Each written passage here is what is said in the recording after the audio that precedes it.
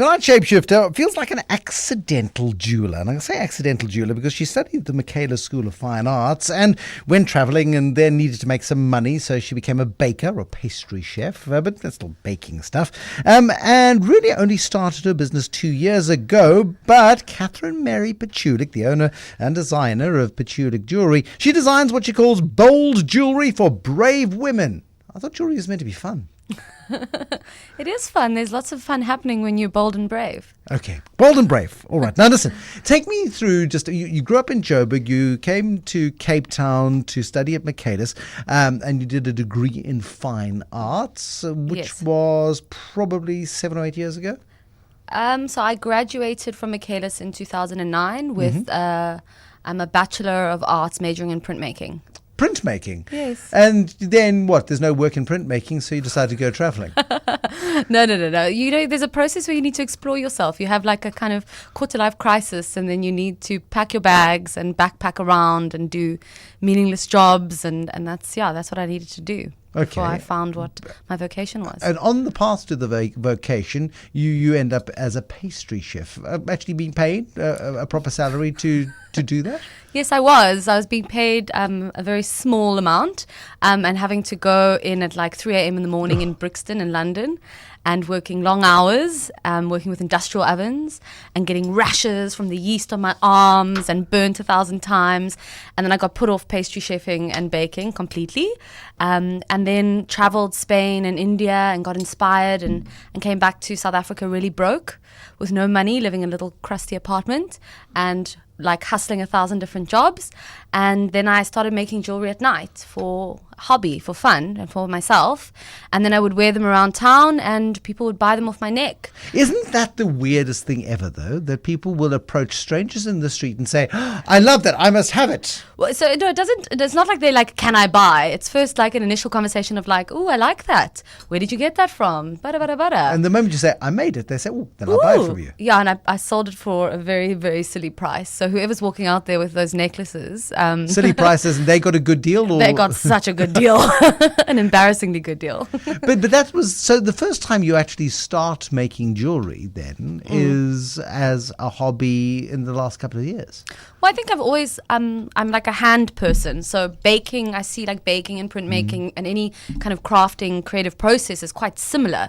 It's this desire to shape things with their hands and being really in touch with materials. And I think that jewelry, especially made out of rope, is an extension of that. Now, okay, describe your work to me, because I went online and I was admiring the massive diversity of work that you do. But central to it is rope. And while on the story of things slightly bizarre, your ex-boyfriend's dad is still the supplier of the rope to your business. Yes, and I'm going to give a shout out to Johanna at Rope World, who, is amazing and has been an amazing person in my career, and it's lovely that that relationship continues. But it's and so rope is the core of it. We're not talking about the rough Hessian stuff that they used to hang Saddam Hussein. I mean, this is fine.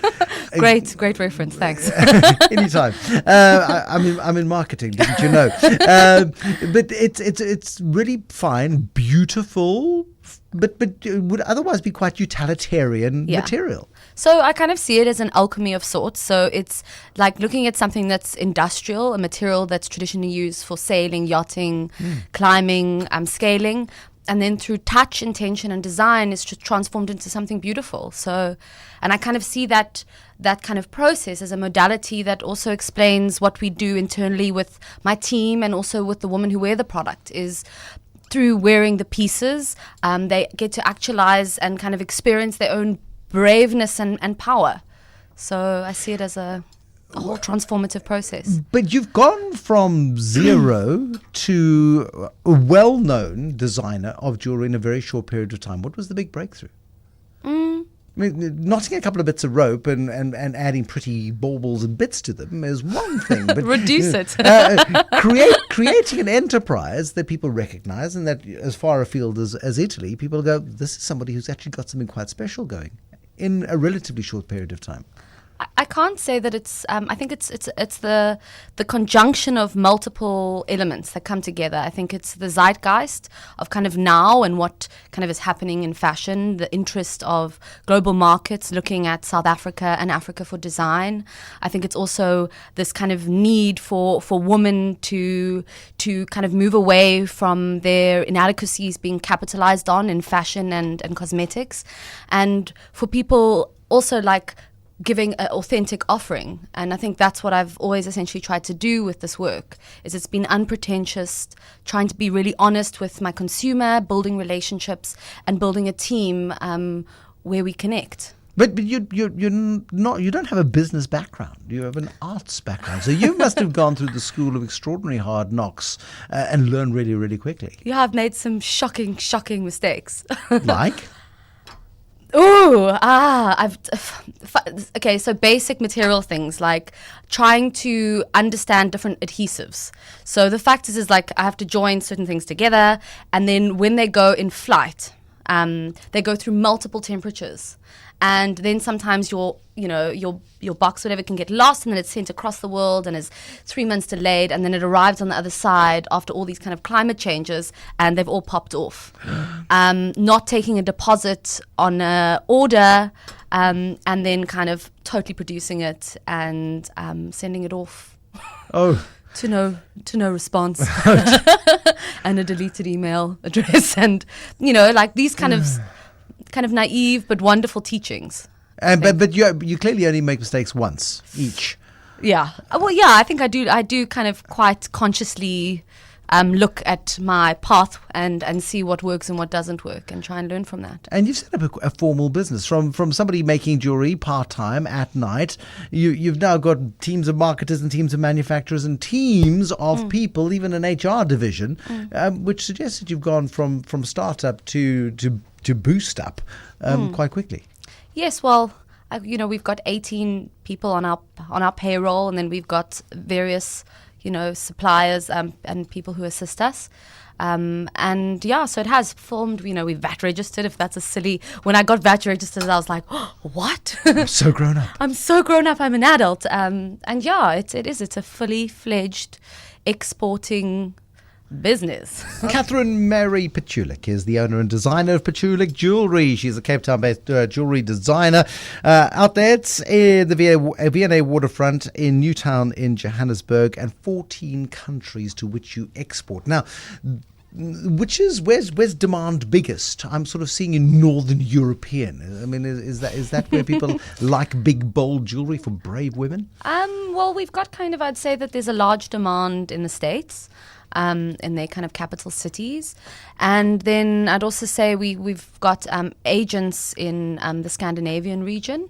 And so there's a lot of kind of activation happening there and demand. But yeah, you're right. There is a big demand coming from Amsterdam and.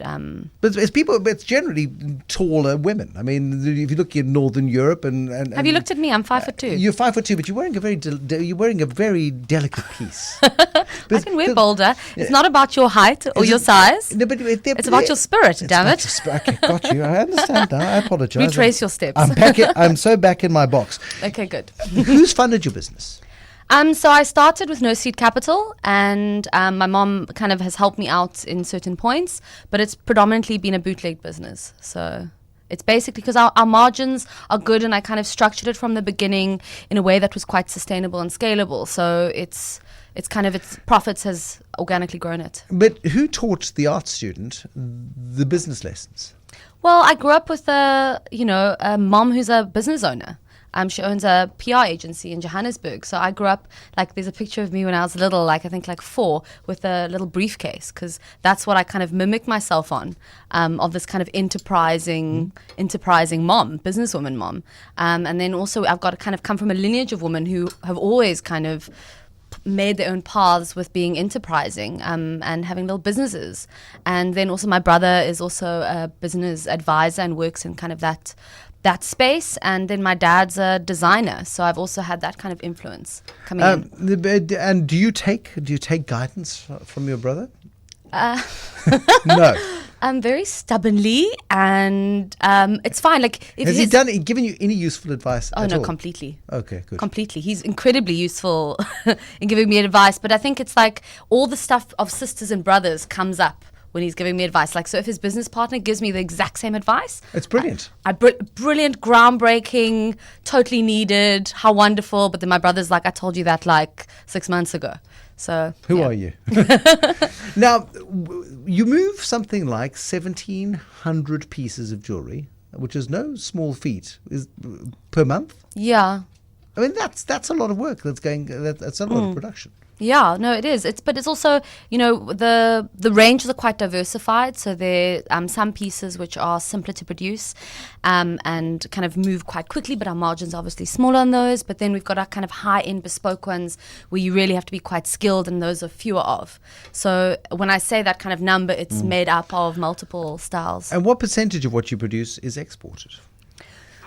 So it depends. It's seasonal. So when all the tourists come to Cape Town, then during those months... You don't need to send stuff to them. They come and fetch. Yeah, they pretty much come and fetch. But then during, I'd say like it moves between about a 60-40 and kind of moves around. What is the future of the business then? Because it's happened quite quickly, and you are beginning to take the world by storm, and the attention that comes as you are then named by a iconic global magazine from an iconic fashion-centered country. They say, "Watch this woman." Suddenly, the pressure becomes, as you say earlier, very real. Well, I think what I'm kind of putting my attention to right now, especially as there's been kind of radical growth, is to just really establish my foundations so that my basis in which, when kind of the demand increases, I'm ready to take it on and do it with quality and with kind of clear focus, and also continuing the brand message. How do you stay relevant in such a fickle, fast-moving world of fashion? I think it's to keep being inspired, and also focusing not on what's happening necessarily around me, but focusing on being inquisitive to the world that I live in, and spending time with my team, continuously coming back to the materials, reading, and really creating like a rich internal life and kind of studio space, and then letting all the creativity and prosperity come from there. Who tells you truths that you don't like to hear? Who tells me truths that I don't like to hear? Ooh, they come from multiple places. Sometimes it's my business coach, which I do have a business coach. Sometimes it's my mother. Sometimes my dad has given me, like, I'm open to it, and it comes my way. Customers? Yes, I've had some real feedback. But I think that becomes a wonderful opportunity to build loyalty.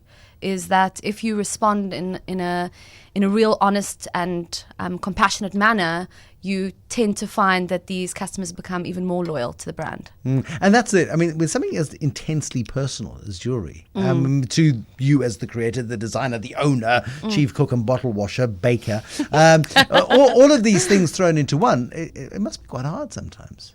Oh yeah, totally. There's been tearful mornings, like a silly little email can, really break me at a certain point. But I think I become more robust as I own a business for longer, and the ebbs and flows and the criticism, I have more strength and chutzpah to handle. And did you envisage that you would be doing this as you sat at Michaelis Art School? No, I didn't. But then I talked to one of my aunts, and she said to me when I was little, I kind of pranced up to her and I said, one day I'm going to own a brand. I'm going to have a brand of my own, and we're going to produce all sorts of things, and it's going to be overseas. And I gave her this whole story. So clearly, my child in me knew that this was coming. That's a fabulous story, and I wish you luck with it. Katherine-Mary Pichulik. Have a look at her jewellery. Pichulik Jewellery, Pichulik. She's taking the world by storm. And .com. And it's all happening out of Cape Town. Pichulik.